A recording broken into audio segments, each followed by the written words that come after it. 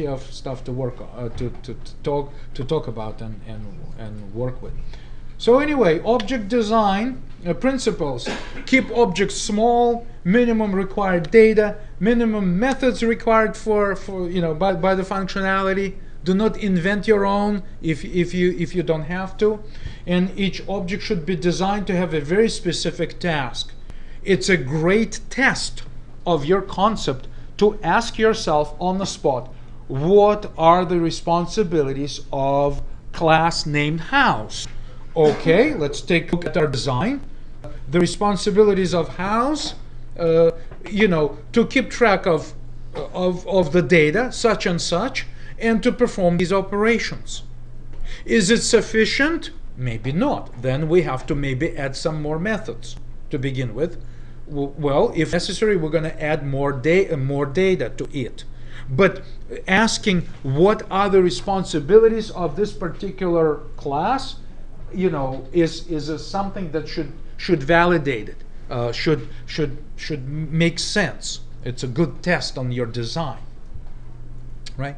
So, for example, storing fields that are typically stored in a driver license inside a person class is probably the wrong thing, or you may be duplicating. So maybe maybe a vehicle identification number is already stored somewhere, in the part of the license or registration or somewhere else. So you should be adding it to your person class, right? So that's those kind of things. So the responsibilities of objects should be really well defined, and there should be good separation of these responsibilities.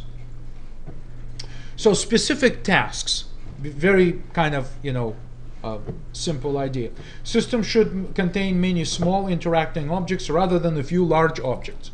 I get this in our Java classes a lot.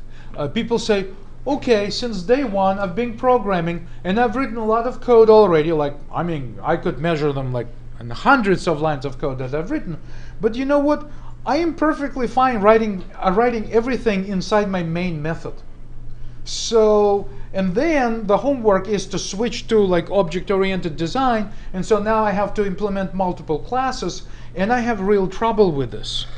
Well, that's exactly the problem that this particular bullet is trying to highlight.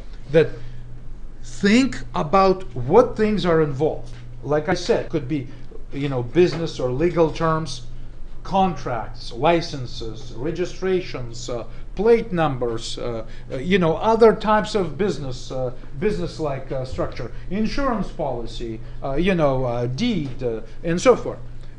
So all kind of information, and also physical objects, a car, any kind of part of machinery, all of that.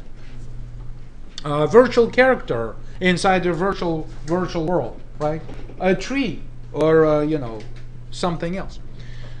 So you need to then think that maybe I need those classes in my application, and then again, what each class should be responsible for. For example, there is a tree, right, in my virtual game, for example. What are responsibilities of the tree? Well, perhaps described itself, but also being able to display itself. So maybe the method call will be, okay, display the tree or hide the tree, and so the tree really needs to know what to do about that, right?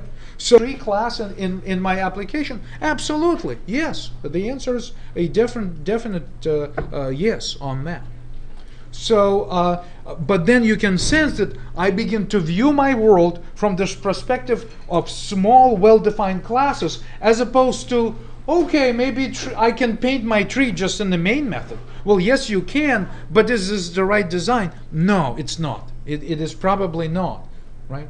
So just those highlights. So attributes are placeholders for the data, and also recall that when we create multiple objects, if I created person 1, person 2, and person 3, they all will have unique names and addresses and other attributes, so that this can change, right, at runtime. But originally they they're created very, very similar, right? It's the same footprint in memory. And finally, because we have this data hidden inside an object, we can safely assume that each object has a state. Very important.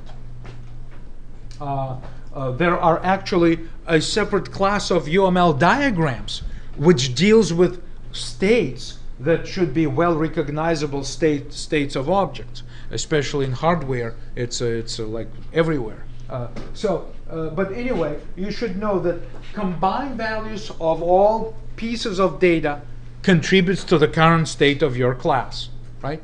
And that is something that we can mention today as well, especially that we talked about the sizes of objects, what operations are possible, and finally the idea that overall combination of all of the data represents the state of an object.